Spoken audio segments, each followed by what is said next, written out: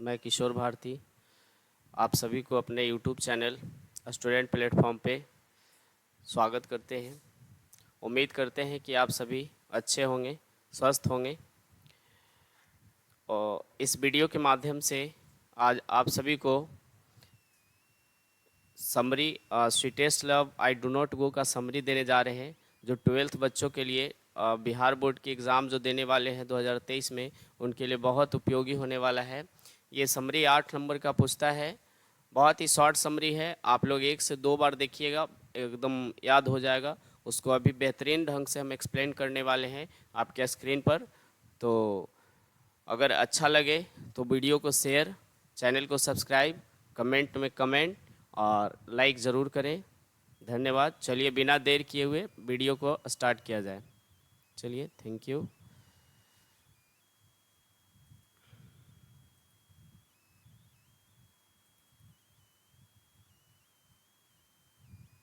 और उसके पत्नी, जिसे प्रेमिका भी कह सकते हैं, बिलव्ड, यानी उसके पत्नी के बीच संवाद हो रहा है। कभी कहीं यात्रा पे जाने की सोचते हैं, और यानी ऐसा सोचते हैं कि सारा उम्र जी करके तो यहीं पे मरना ही है, चलो कहीं यात्रा से घूम कर आते हैं। तो कभी कहीं यात्रा पे जाना चाहते हैं, तो उनकी वाइफ जो है वो मना करती है, बहुत समझाती है मत जाइए, लेकिन कभी जो है उनको अ, कभी जो है जाने की ज़िद में रहते हैं और अपने पत्नी को भी समझाते हैं, बहुत अच्छी तरह से समझाते हैं। तो देखिए इस समरी में क्या कहा गया है, तनी ध्यान से सुनिए।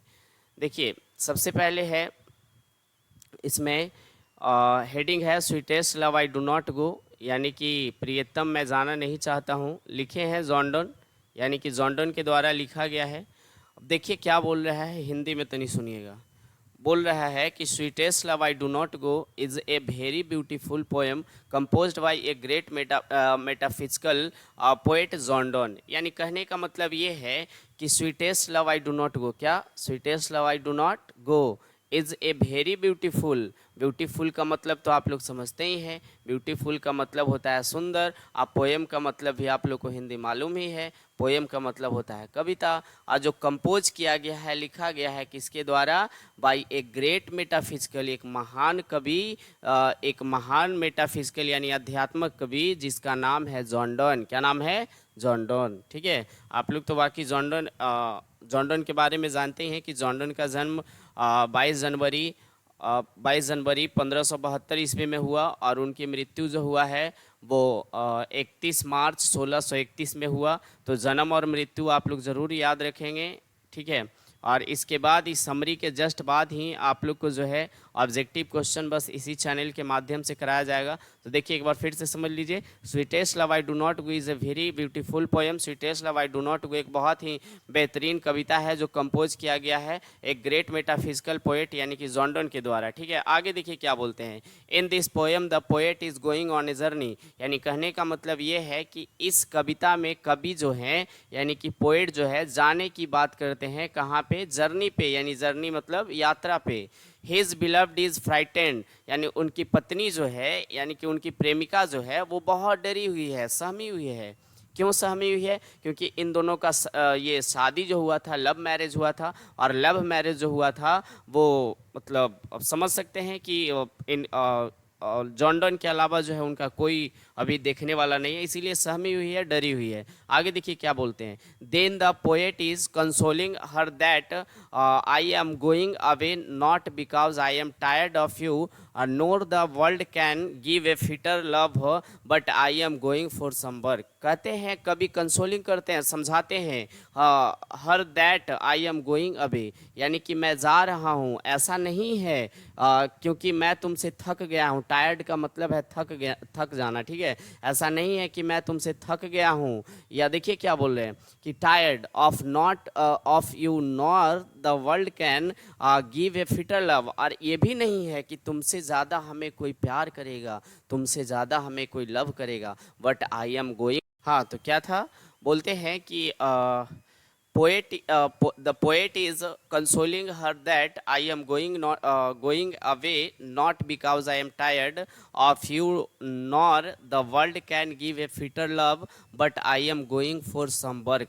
ऐसा कहते हैं, कभी समझाते हैं अपने प्रेमिका को, प्रेमिका उनकी पत्नी है, पत्नी का नाम है एनी मोर, एनी मोर को समझाते हैं कि देखो ऐसा नहीं है कि हम तुमसे ऊब करके, हम तुमसे जो है मतलब क्या बोले, ऊब करके जो है कहीं जा रहे हैं और तुमसे ज़्यादा हमें कोई दुनिया में प्यार करेगा ये आशा में भी नहीं जा रहे हैं, बल्कि हम इसलिए जा रहे हैं कि हमें कोई काम है, कुछ काम है।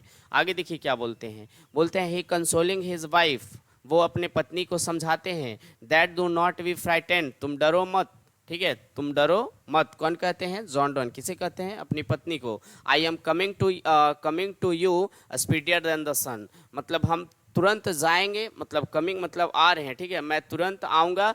स्पीडियर दैन सन माने सन से भी तेज, सन मतलब सूरज, सूरज से भी तेजी से आएंगे, समझ गए? यानी मैं यूँ गया यूँ आया, ऐसा कभी समझाते हैं किसको? अपने पत्नी को, ठीक है। और देखिए क्या बोलते हैं, एट लास्ट, यानी कि अंत में वो कहते हैं, at last the poet says, यानी अंत में कभी कहते हैं, that the who are in one another never be parted, कहते हैं कि जो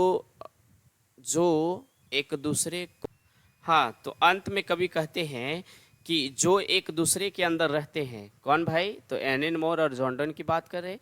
तो जो एक दूसरे के अंदर रहते हैं उन्हें कभी अलग नहीं किया जा सकता है, ये कहते हैं कौन? John Donne. किसे समझा रहे हैं? अपने पति को। बहुत सारी बातें कहते हैं कि तुम जब सिसक सिसक की सांसें लेती हो तो ऐसा लगता है मेरा खून का कतरा कतरा जल रहा है, ऐसा बहुत सारी बातें कहते हैं। तो वो फिर भी वो नहीं चुप होती है एनिन मोर, तो कहते हैं कि तुम जितना कहती हो उतना हमसे लव नहीं करती हो। बहुत सारे ऐसे बात समझाते हैं, फिर भी उनकी पत्नी जो है नहीं मानती है, क्योंकि भाई उनका वो लव है, और किनका लव है? एनिन मोर का लव है। और वो किनसे लव है? जॉन डॉन से लव है। वो जो है दोनों लव करते हैं, एक दूसरे से शादी किए थे। और जॉन डॉन एक जो है इंग्लिश पोएट है, समझ गए?